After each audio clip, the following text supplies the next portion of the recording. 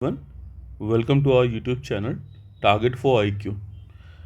Target for IQ की तरफ से हम आपके लिए एक नई वीडियो सीरीज शुरू करने जा रहे हैं, जिसमें से आपके जो मेंस पे फोकस रहेगी और यूपी या फिर इसके अलावा जो डिफरेंट स्टेट के जितने भी अभी तक मेंस के एग्ज़ाम हुए हैं उसमें हम जीएस पे फोकस रखेंगे। जैसे कि हम देख रहे हैं कि अभी रिसेंट में काफ़ी ट्रेंड चेंज हुआ है और जो स्टैंडर्ड क्वेश्चन थे उनसे हट के काफ़ी पूछा जा रहा है, करंट को काफ़ी इन्वॉल्व किया गया है।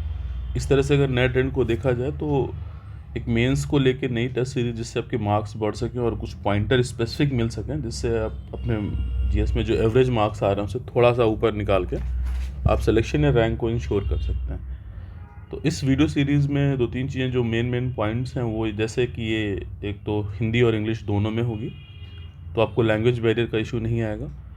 हम क्या क्या चीज़ें इन पे ध्यान देंगे, क्या क्या चीज़ें हमें हटानी है, क्या क्वेश्चन में इंक्लूड करना है, कौन कौन सी ऐसी चीज़ें हैं जो कीवर्ड्स जैसे हो गया या फैक्ट हो गया या फिर आपका जो एक बॉडी है उसकी या स्ट्रक्चर है आंसर का, ये सारी चीज़ें जो हैं इन सब पे हम ध्यान देंगे।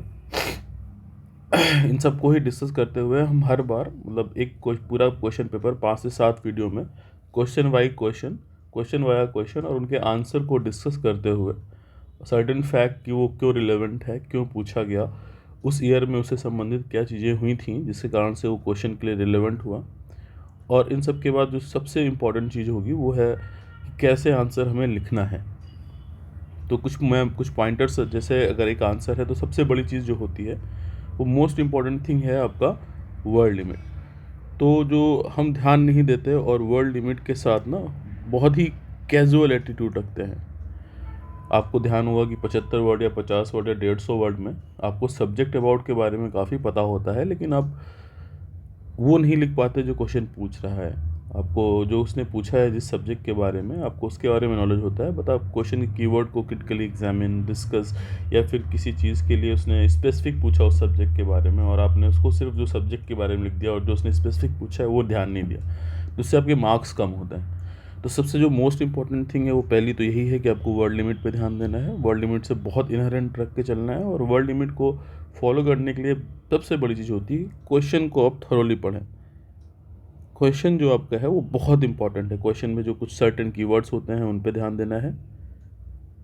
हम ये सारी चीज़ें जब आंसर के थ्रू जाएंगे तो हम उन्हें फर्दर डिस्कस करेंगे कैसे क्या है।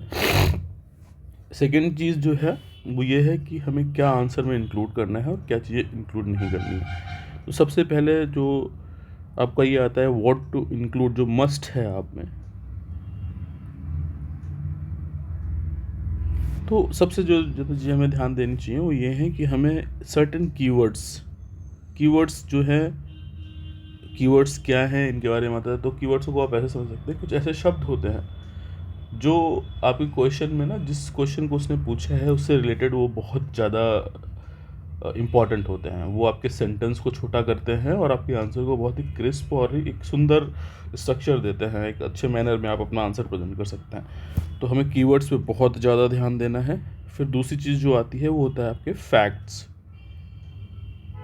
फैक्ट्स एक ऐसी चीज़ है कि जो फैक्ट से आपका आंसर बहुत अच्छा होता है, लेकिन अगर आपने गलत लिख दिया तो सीधे ही मार्क्स आपके तुरंत काट देता है। तो बेहतर ये है कि आप फैक्ट्स तब तक यूज़ ना करें जब तक आप उस पर श्योर ना हो। It's better to use a way की around 10,000, around 10 lakh, around 1 crore 20 lakh, rather than specifically कि 1 करोड़ 20 लाख। अगर आप स्पेसिफिकली लिख देते हैं 1 करोड़ 30 लाख 35 हज़ार कुछ, तो वो फिर आपका थोड़ा सा ना एक डाइसी हो जाता है कि आप इतना इंश्योर कैसे हो सकते हैं। तो बेहतर है कि आप सर्टेन वर्ड यूज़ करें जो अराउंड्स हैं, मतलब अराउंड हो गया या फिर नियर अबाउट हो गया, मोर देन हो गया। तो इससे क्या एक विंडो मिल जाती है आपको। फिर तीसरी चीज़ जो आपको अवॉइड करना है वो यही चीज़ कि व्हाट टू अवॉइड, उसमें अगर आप देखें तो सबसे बड़ी चीज़ यही है कि अगर आप रॉन्ग फैक्ट्स नहीं लेंगे और दूसरी चीज़ जो क्वेश्चन पूछ रहा है उसकी तरफ जाए rather than beating around the bushes. और जो फोर्थ चीज़ है वो ये है कि हमें स्ट्रक्चर, जो आपका आंसर है उसका स्ट्रक्चर क्या होना चाहिए, आपको कैसे लिखना है, क्या क्या चीज़ें ध्यान देनी है। तो एज़ यूजुअल जो एक बेसिक स्टैंडर्ड है आपका आंसर का, जिसमें सबसे पहले आपका इंट्रोडक्शन होता है, सेकेंड में आपका मेन बॉडी है,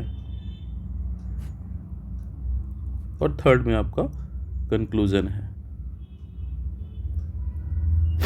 इंट्रोडक्शन जो है हमेशा आपको टू द पॉइंट हो। जो क्वेश्चन में जिस सब्जेक्ट के बारे में बात कर रहा है आपको उसी से रिलेटेड किसी चीज़ से शुरू करना है।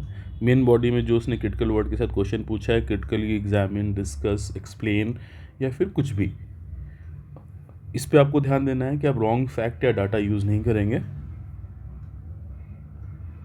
अवॉइड रॉन्ग फैक्ट और डाटा। और जो तीसरा एक कंक्लूजन है उसमें सबसे इंपॉर्टेंट चीज़ होती है बैलेंस ओवरव्यू, बैलेंस आर्ग्यूमेंट।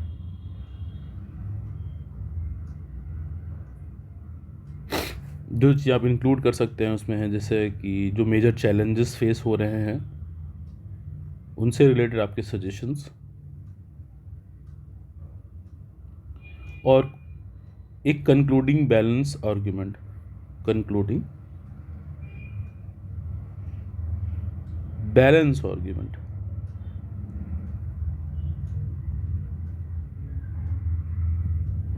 इसी पे जैसे अगर हम देखें तो हम सैम्पल आंसर जो हम पहला है वो नेक्स्ट वीडियो में हम पहला एक सैम्पल आंसर प्रीवियस ईयर 2018 का उठाएंगे जीएस में, और उसके थ्रू हम इन सारे पॉइंट को डिस्कस करेंगे।